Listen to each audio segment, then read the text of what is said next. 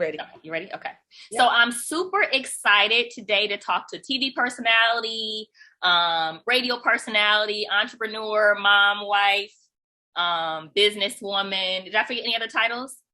That's pretty much, yeah. It's like all the above these Okay. days. You know Okay. how it is. Okay. Super excited to talk to you. I want to talk to you about Love and Marriage DC. Love the show. It's super entertaining, super exciting. Before we talk about it, I want to talk about your previous show, Real Housewives of Potomac. Okay. How did that experience shape how you film and how you maneuvered with Love and Marriage DC? You know, here's the thing about reality TV. If you're going to do it, you have to do it wholeheartedly and you got to just go for it. So the difference is that this second time around, it was a little bit, there was a little hesitation going into filming because of the past experience. When I was first on RHOP, I was new to it. I didn't even know really what I was getting into. So I was just being fully 100% me. As I started to see how things were going and it became toxic, I built up this wall of myself and I started to be very guarded, and I've never been a guarded person. So now having that experience going into Love and Marriage DC, I had to really step out on faith and let my guard down so that I can come in just as pure as I came in my first season of RHOP. So that was pretty difficult to navigate at first. Now that I think about it, usually when I see a cast of a show, usually that's their first reality show that they've done. It's usually rare when you see someone that's been on different shows, or so I guess you probably from your cast, you probably are the only one that has done a show that's aired, like a reality show that's aired, probably. Yeah. Unless did Winter do any reality TV before? She should have. Her and Ashley. Yes. Yeah. Ashley should have been on RHOP without a doubt.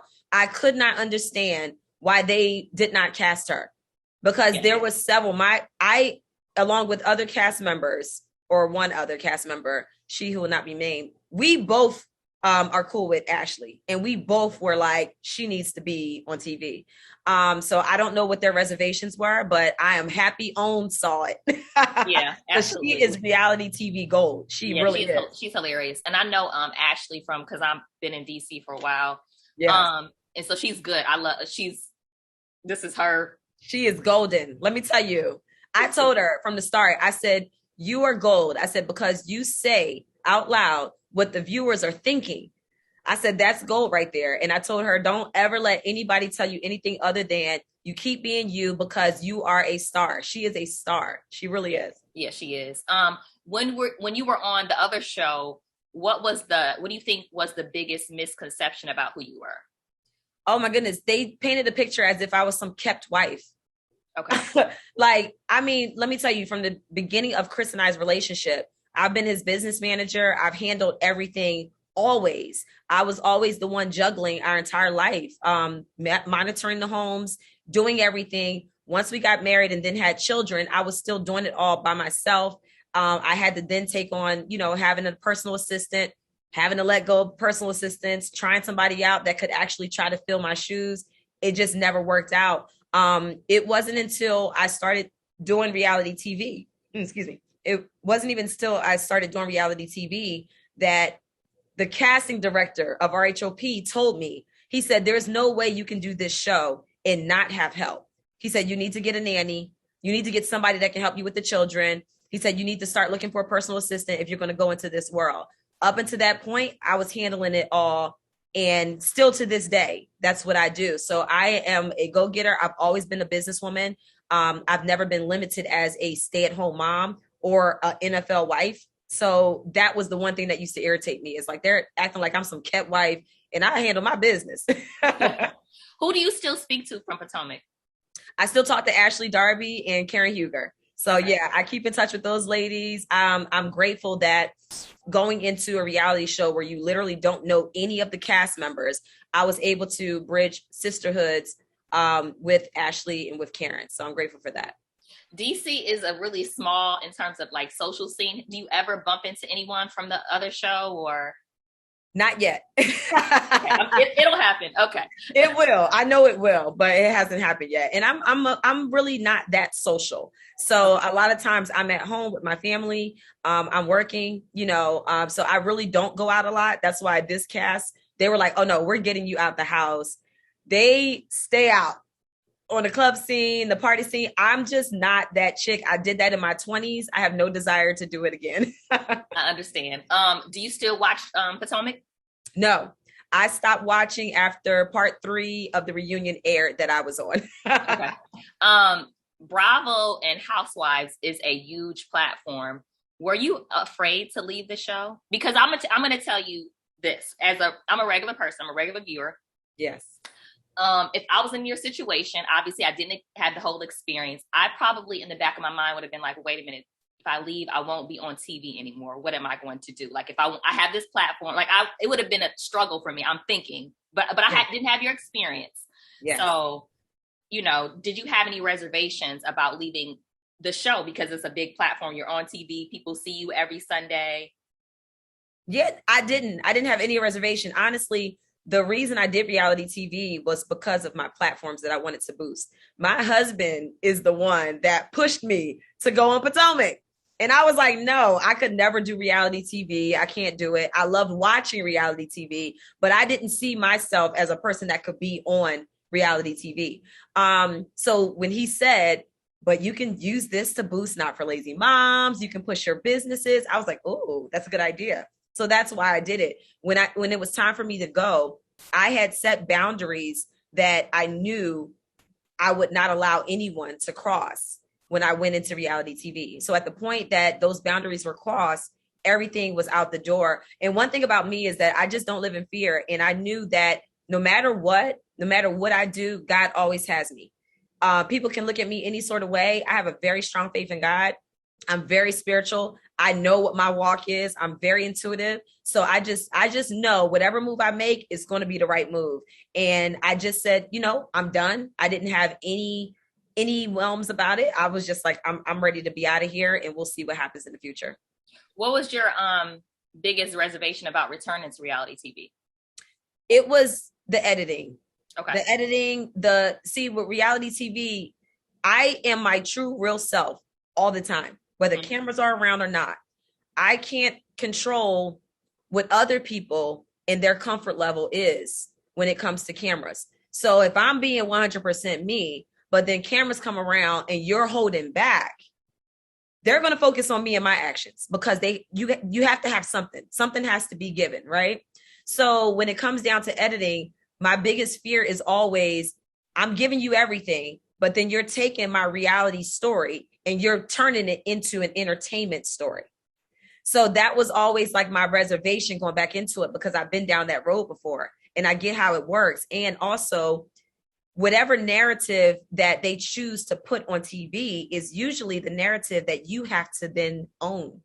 Even if that's not what happened, that's not how it went down, and that's not why I reacted the way I reacted. Okay. Okay. It's a lot. Yeah. I mean, and it's a lot for someone that's not on TV. Like, your fans are not on TV, your critics aren't on TV, your viewers. Yeah. So we're just, we think we know. Yes. So we try to put the pieces together the best we can. So DC is the spinoff from Love and Marriage Huntsville. Yeah. Did you feel any pressure to kind of live up to the level that Huntsville is on? The pressure was definitely the fact that this is the first franchise coming from Huntsville, So the fact that we're the first one to actually make it an official franchise, we're now part 2 of Love and Marriage in general. That was a lot of pressure because Huntsville is so successful. They're doing amazing. They just finished their first half of their 4th season. So it was like, okay, we definitely have to bring it. But I wanted to make sure we brought something that was unique to us in the area that we're coming from. Yeah. And I feel like we executed pretty well. I definitely feel like we needed more than 10 episodes because when I tell you every last couple on this show gave so much and we had so many scenes together that were overshadowed by the drama that you didn't get to see. I mean, we had some fun. We had some really fun scenes. We opened up ourselves. like most couples would not open themselves on this show. So that sucked. We should have got like 20 episodes. It's a lot. I mean, I'm sure, you know, when you guys are renewed, you'll get more episodes, because I feel like Carlos's show, I feel like Huntsville has so many episodes. Like I did a special, and I remember having to binge watch it. I'm like, yo, this is a lot. I mean, it was good, but I was just like, yo, like. Yeah. How they do it, they almost do like season 1, part 1. And then they'll do season 1, part 2. So that's why they get so many episodes. It's like 23 or something. It was crazy. So yeah, so our season 2 renewal, if we were to be renewed, will probably more so be like a part 2 of season 1, how they do their episodes. Yeah. Are you friends or friendly with anyone from the Huntsville cast? I'm friendly with Melody, Letitia, Tiffany, and Marcel. Me and Marcel we both like to troll each other on social media, so it's cool. That's hilarious. Do you feel any competitiveness? Because like I saw Ashley, and I forget the young lady's name on Huntsville. Tiffany. Tiffany. Okay, yeah. 2 interesting characters. I saw them on Carlos's show, and I saw like some little slick, funny kind of comments like that sound a little competitive. Do you feel any competitiveness from the other cast, or from you and your cast in DC, or? No. So here's my thing. I'm a person, I was raised by great grandmother.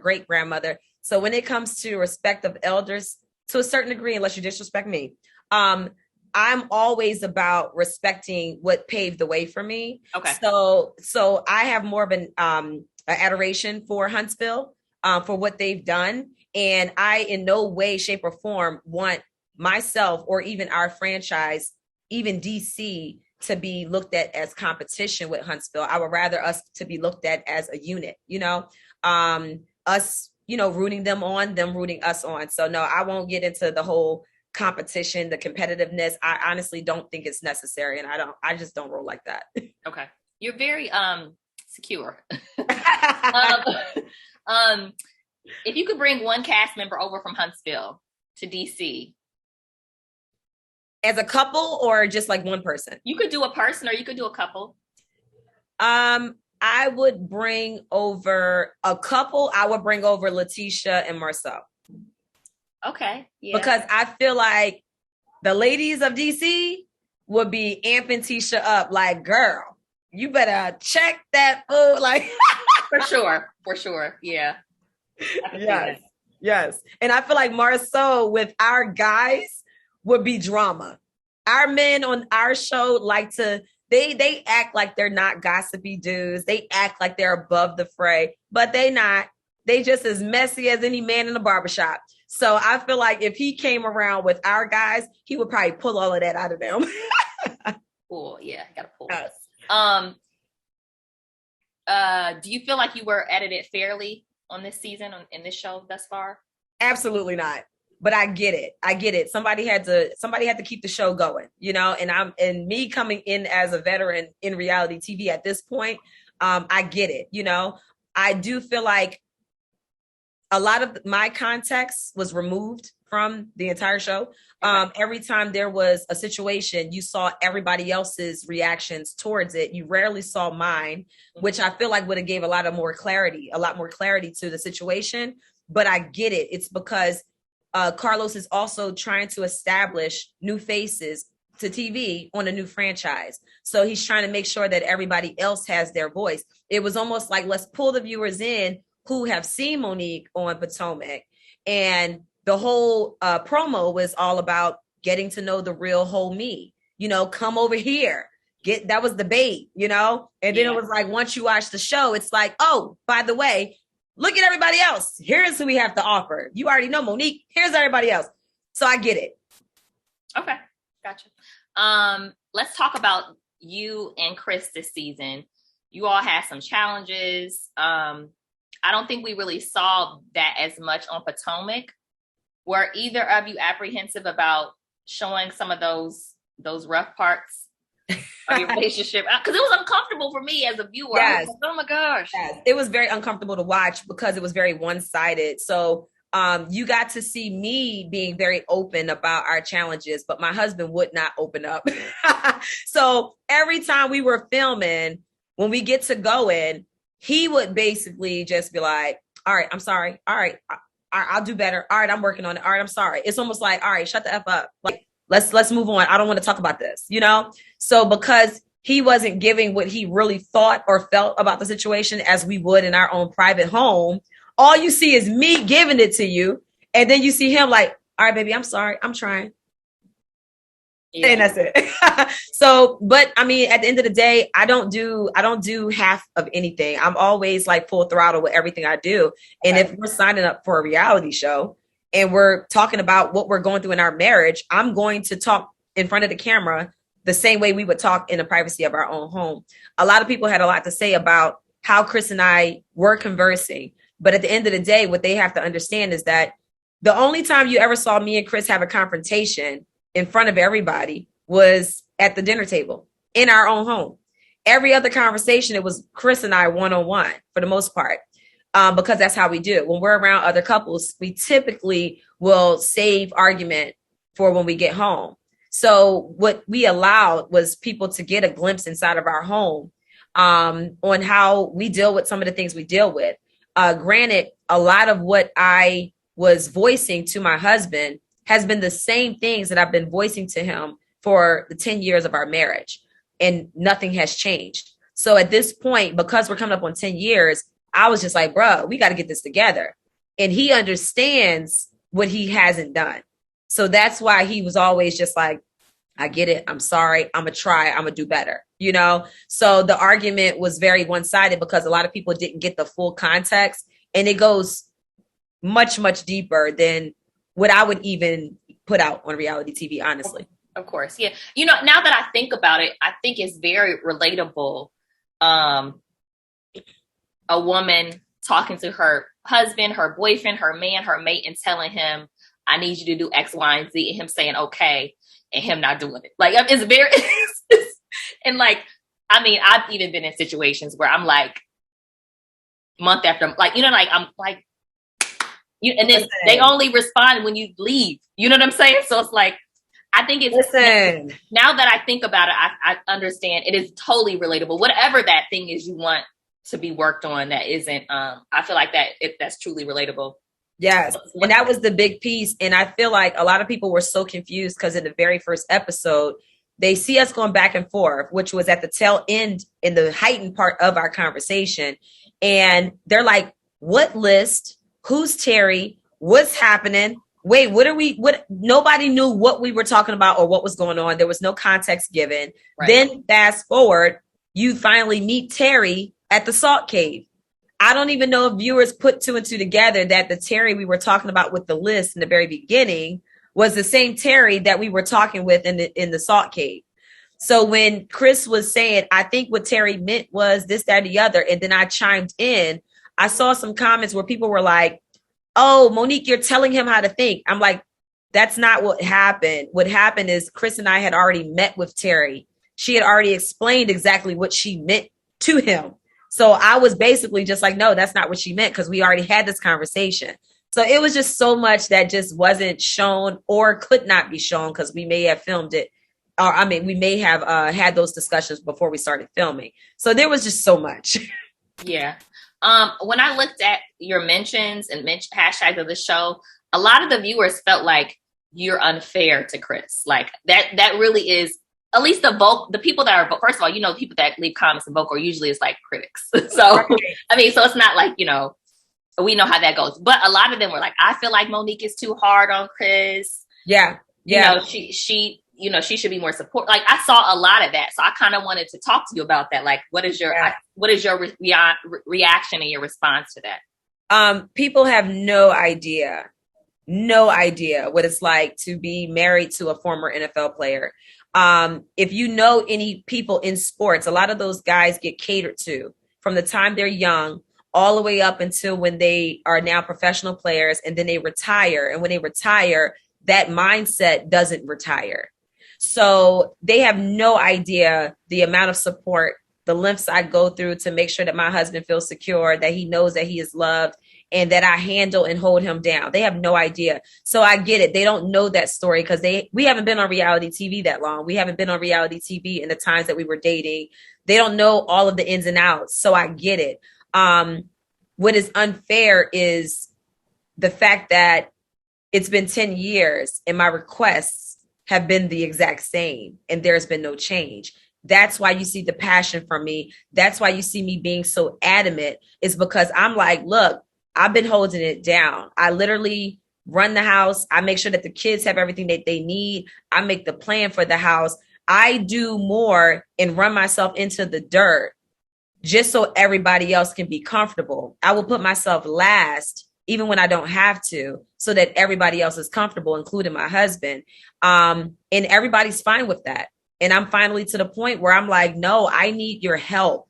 I can't continue to do this. I am exhausted. I am tired, and I cannot continue on like this. So what you see is me as a people pleaser who has finally put my foot down and said, I need more, and I need you to do more than just say you're supporting me and to just say you're going to do better or to just say I'm trying. So I've made a lot of sacrifices. A lot of people don't know what those things are. So it is what it is. As they get to see Chris and I more and more in Love and Marriage DC, maybe more will unfold. It depends on Chris's comfort level with sharing his side of the story. I'm not going to tell his story for him. But when people say I'm being unfair, they have no idea. They have no idea. And I would not voice as much as I voiced to my husband if I did not love him and if I did not want our marriage to work. The only way you get change is by voicing what you need and then hope that change follows, you know? And I'm a person that will definitely voice what I need. What I can work on is delivery. So I'll definitely admit that. But when it comes to fairness, they barking up the wrong tree. Okay. Were there any moments that you wish we saw? Oh my goodness, so many.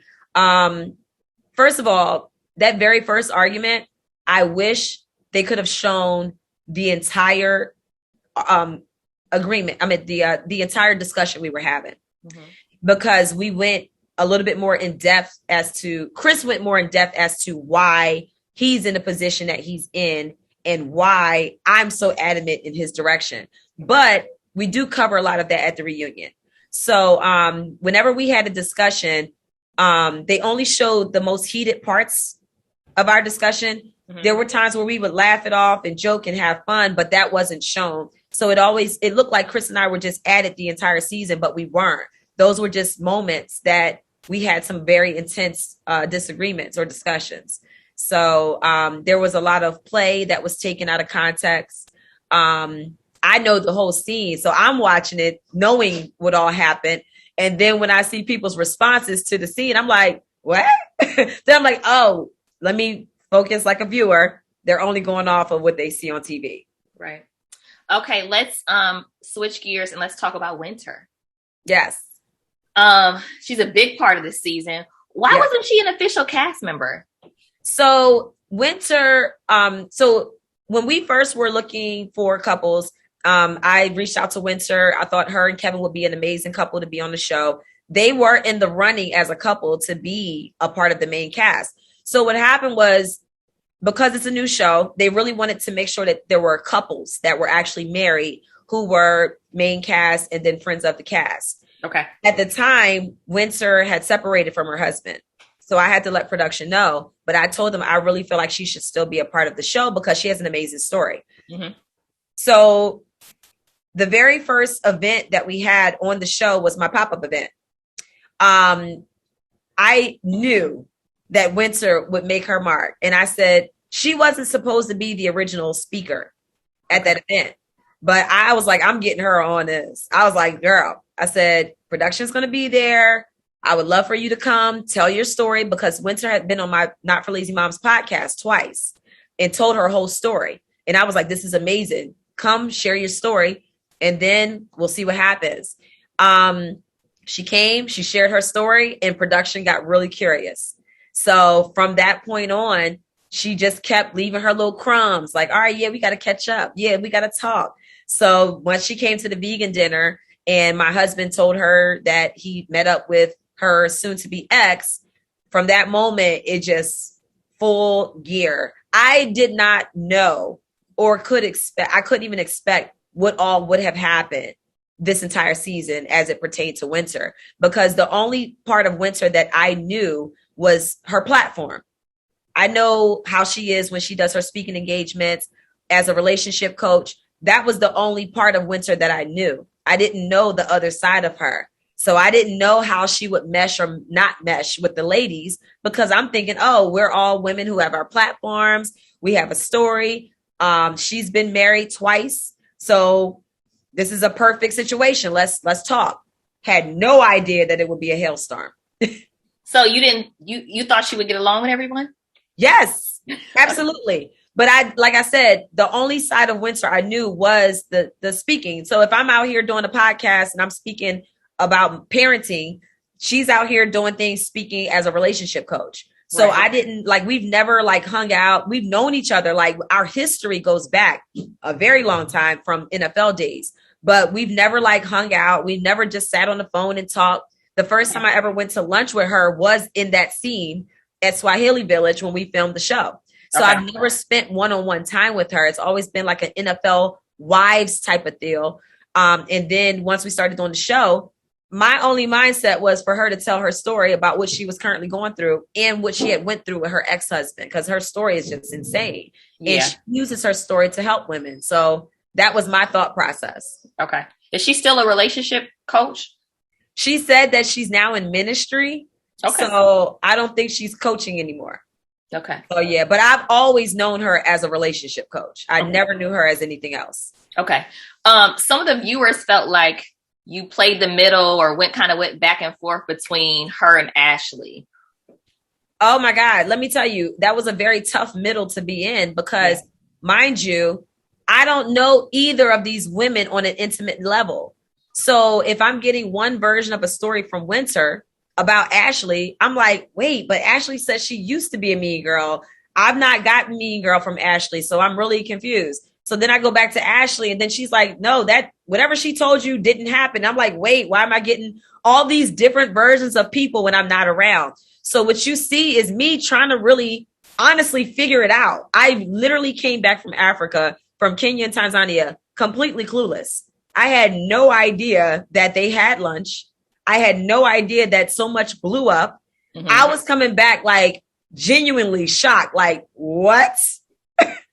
So I was I honestly was thinking that, oh, these ladies are turning up for TV, But then once everybody started putting all of the pieces together, I was just yo, this is insane.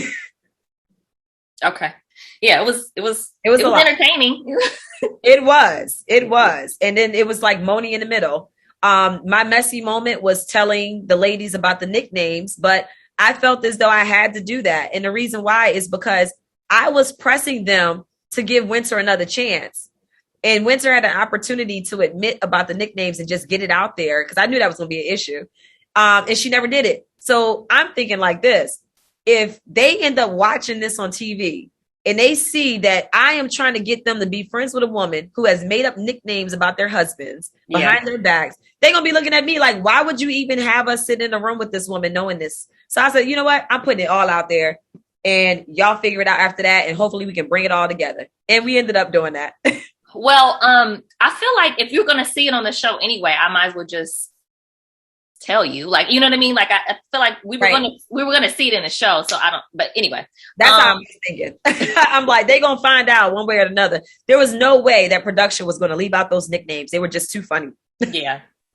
I think I heard an interview. I don't know if Carlos was interviewing you or he was interviewing someone, and he was saying that you kind of would give pep talks to the cast or to the women or to the guys or something like that. To kind of, is that true, or what did that sound like, or what was that like?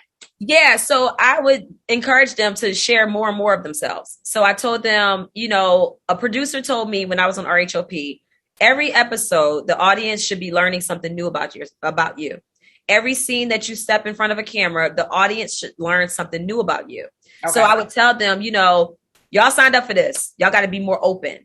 You don't have to give a bunch of dirt about yourself. It's not about that. It's about being vulnerable with the camera. being vulnerable with the audience. So every time we went into a scene, if y'all are having like chatter about some random conversation that has nothing to do with the filming process and what we actually film, we need to be tying scenes together, you know? So it's like if Arena and Jamie are at home and they are filming something that's intimate for them, share that with us. So now we have something about, now we're also getting to know you more. Okay. So I told them that's what I loved about this cast is that none of us really knew each other. We're getting to know each other as the audience is getting to know us as a unit. Okay. So I was just encouraging everybody to just don't be afraid to be real. Don't second guess yourself thinking that, well, if I do this or do that, then the audience isn't going to like it. And I told them at the end of the day, half the audience is going to love you and half the audience is going to hate you regardless. So just be you. Okay. How did you go about recommending the cast? So Carlos asked me to come up with a list of couples that I knew in the area who I thought would be good for reality TV, and that were solid couples. And I literally gave him every name. It was in total around 10 or 12 couples I gave him. And they chose which ones they thought were best to interview and cast. And then we got to this point. So they were all couples that I was either friends with or familiar with. Okay. So they ended up choosing couples that I was more familiar with, but I actually, in the long run, I enjoyed that because it allowed me to get to know them. And to me, that just makes for more content for the show. Okay. In terms of casting, what type of couple or individuals would you like to see ideally if you guys get renewed for a second season? I would love a new couple. I would love somebody, because Chris and I are the babies of the show, and we're married 10 years. So I would love to see a couple that is either engaged to be married, maybe have a wedding on the show, you know, that'd be cute. That would be so sweet. Or a couple that may have just gotten married, just started having children, or in the midst of trying to have children, or maybe they're not even trying to have children, you know, but maybe like a new couple, a newlywed, like less than 2 years. I think would be very interesting because new couples always give you a glimpse of what your past was.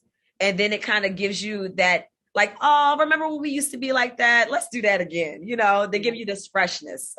What about the couple? I forget their name. Tasha. Is her name Tasha? Yes. Tasha and Neil. Yeah. Yeah. We didn't see a lot of them. Is it because they didn't have a strong enough storyline? What was that about?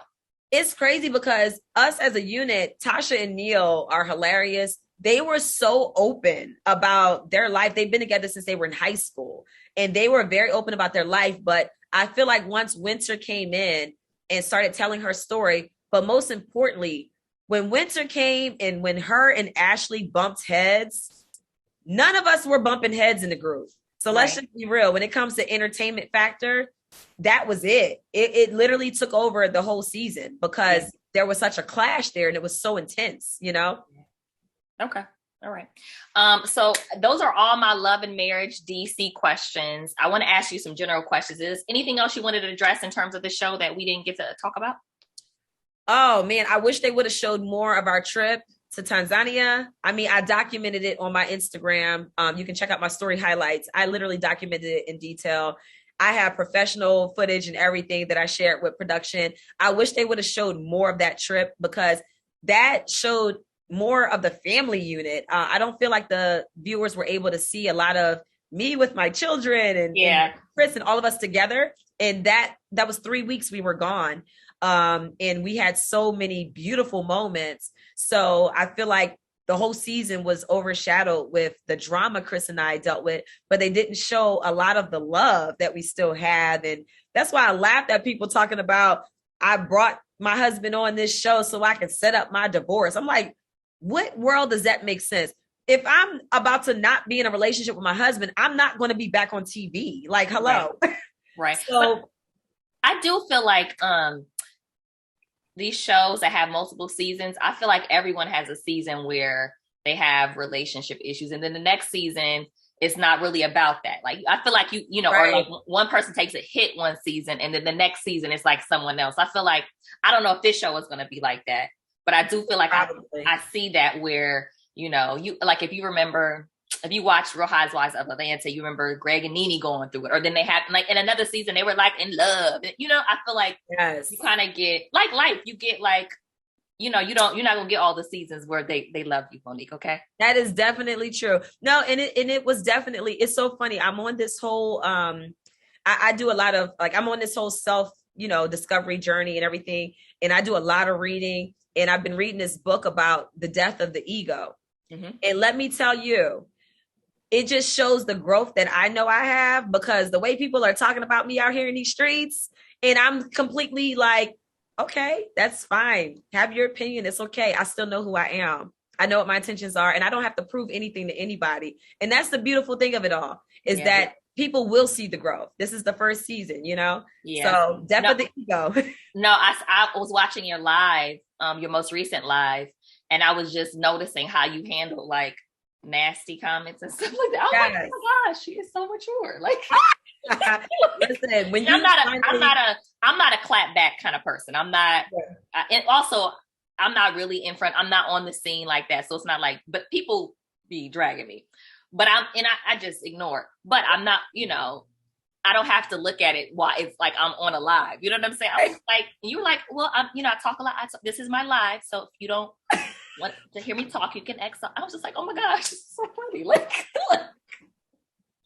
oh my goodness. I will say the beauty of reality TV for me has been that it does put you on a fast track for growth, or not, because everybody doesn't grow.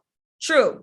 If you're open to the journey, and I'm a person that's always been about, if something happens, I want to understand why. I want to figure out how to solve it, and then try to make sure I don't do it again.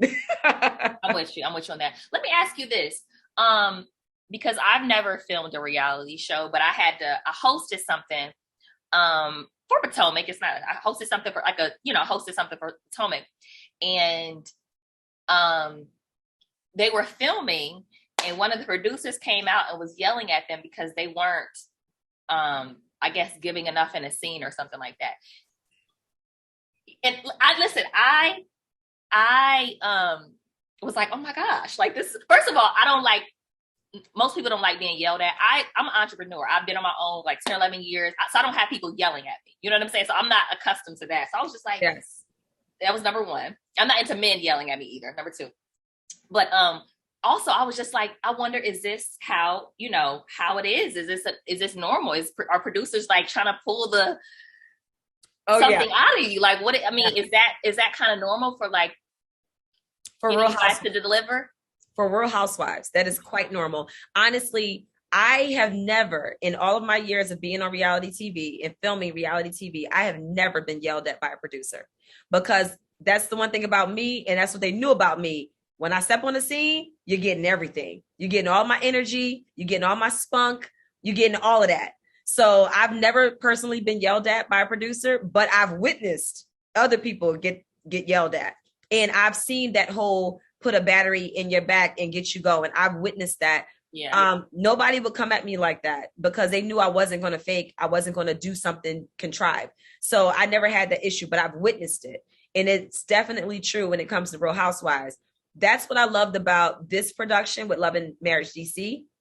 I may not have really liked all of how they edited the season, but what I do appreciate is while we were filming, they never interrupted our scenes. If they had to interrupt our scene, it was because a battery died on the camera and they were switching the battery pack, or a light went out and they got to put the light back in. Yeah. They never interrupted our scenes. They never instigated them. They never told us what to say. They allowed us to just be. Cameras are up. Sometimes they would start filming and I didn't even realize. That scene when I was in the kitchen for the vegan dinner and I walked through with my bathrobe on and my chef was in the kitchen and I was tasting the food, I didn't even know cameras were up. And then I looked up like, oh shoot, we're actually in this. Okay, like let me make sure I ain't got no titties hanging out. Right. But yeah, either way, my chef was there, so either way I would have been covered up. But that didn't come out right. Okay. But I was just basically like, oh, okay, no heads up. They just like, all right, cameras are up. They just doing their thing. So I love that it was a very genuine process. Okay. So let's move on to general questions. You ready? Yep. Okay. What keeps you up at night? Oh man, my thoughts of the future. So I do a lot of visualization before I go to sleep. I meditate at alpha state right before I doze off, and I try to visualize exactly what it is I want to be and see myself doing it. So that'll keep me up for a little bit, and then I'll finally go on out. Okay. What's one vice you wish you could give up?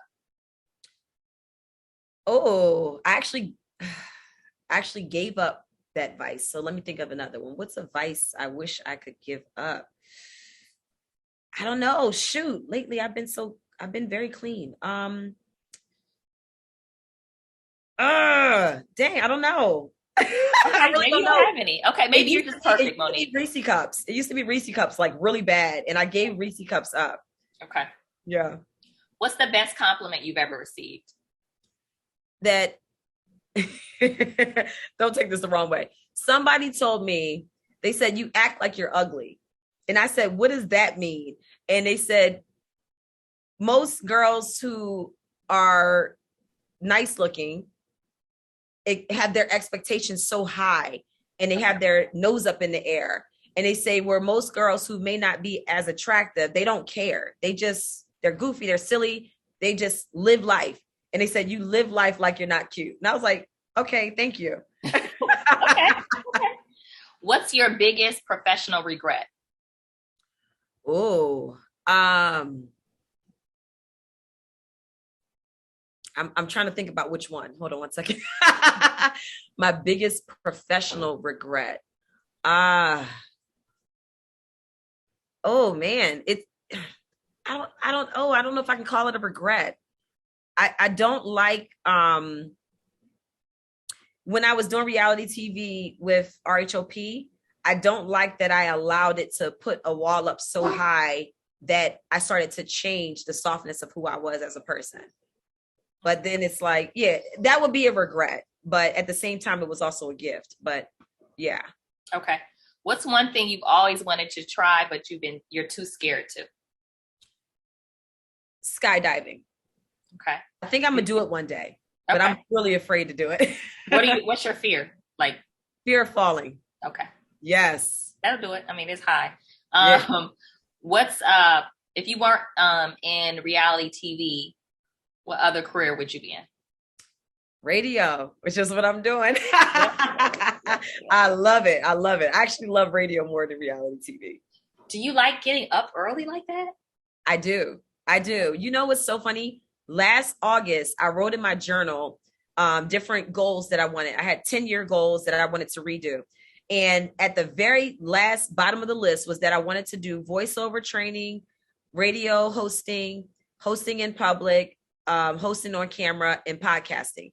And then I also wrote that I want to start waking up with the sun, and I want to go to sleep when the sun sets. I wanted to get a better routine of getting up early.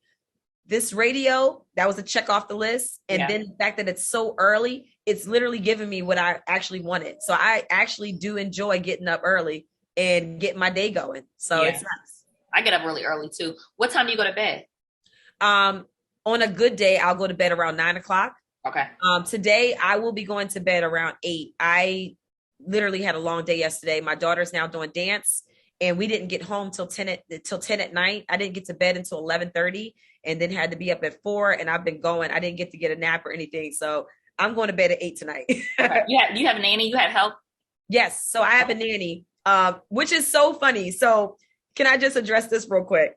On Instagram, people were talking about how Chris was doing so much with the kids and he's so stressed out with the kids. And I was like, y'all need to stop. Pause. Chris is not watching the kids for 8 to 10 hours a day.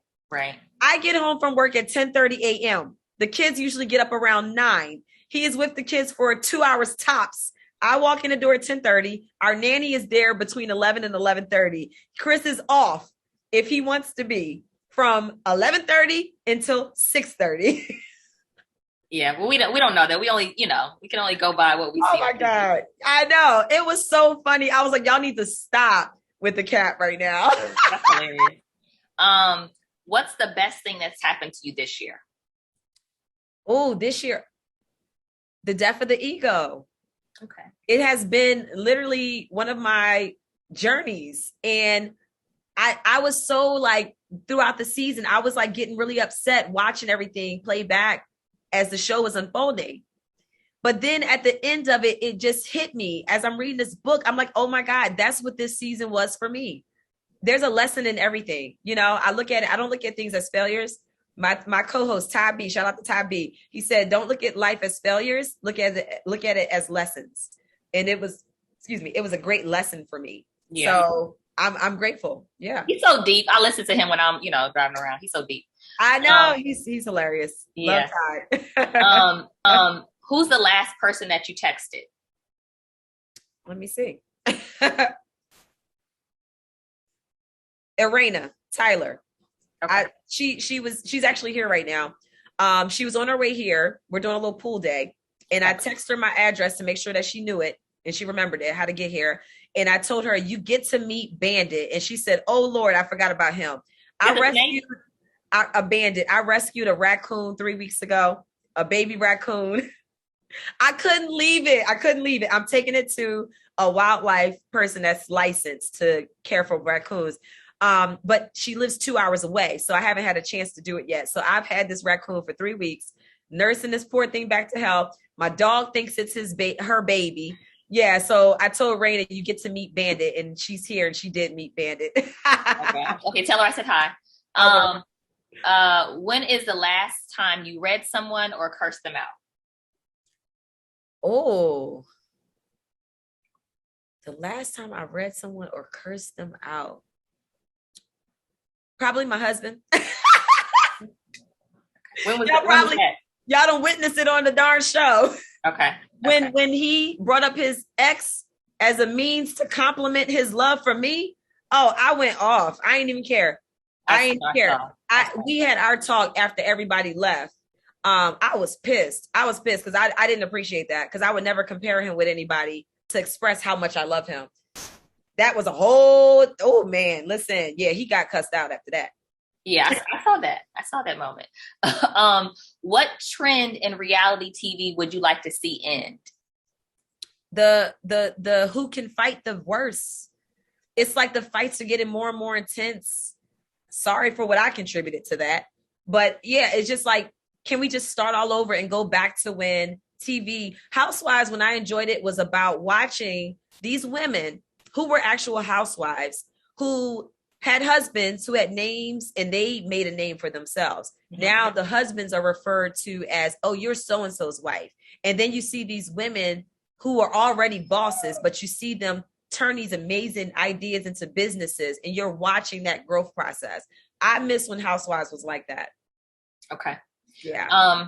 There are many people that would love to follow your career, want to be TV personalities, want to be on reality TV. What are 3 pieces of advice that you would give them? I would say anything that you pursue, there's always going to be a balance of positive and negative. So be prepared for that. Know who you are, stand firm in who you are, and be very specific about what it is that you want. Because it is, I'm sorry, my dog's all up in the camera. Be very specific about what it is that you want, and always have your boundaries for what you won't allow them to cross. Because once you allow them to cross that boundary, they're going to trample you from there. They're going to know that you're fair game, and they're not going to take you seriously. So always just make sure you remain, aware of self, and be focused on what your ultimate goal is for doing what you're doing. Okay, last question. If you could pick one song as the soundtrack of your life, what would it be? Oh my goodness. It would be Lauryn Hill. Dang on, is it Lost Ones? I'm like, shoot, I'm looking at my playlist because I listen to Lauryn Hill's album like darn near every day. But Lost Ones would definitely be, that would be my story. Okay. Lauryn Hill. Well, this has been fun. It was great to talk to you. I'm glad that we could make it work. I can't wait to see. I'm sure you guys are going to be rude. I can't wait to see you next season. Thank you. And whenever you need something, I'm around. I'm here. So just let me know. Thank you. I appreciate it. This was awesome. It was great catching up with you too. All right. I'll talk to you soon. All right. Take care. Thanks again. Okay. Bye-bye.